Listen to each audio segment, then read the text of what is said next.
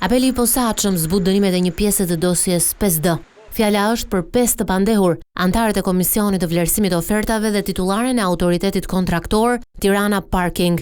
Ky e fundit, Eglantina Zere, u dënua fillimisht me 9 muaj burg nga shkalla e parë, ndërsa tashmë dënohet me 1 vit shërbim prove.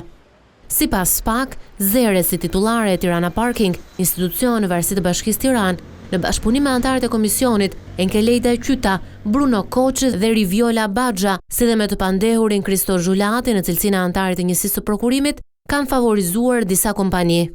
Prokuroria e posaçme zbuloi se përmes avantazheve dhe privilegjeve të padrejta për bashkimin e operatorëve ekonomik fitues Vas Construction SHPK, emri që mbante më herët kompania 5D dhe me një shoqëri tjetër, kanë lejuar bërjen e procedurës së prokurimit me objekt rikonstruksioni i sheshit të parkimit të Selman Stërmasi, e zhvilluar në datën 1 tetor 2019.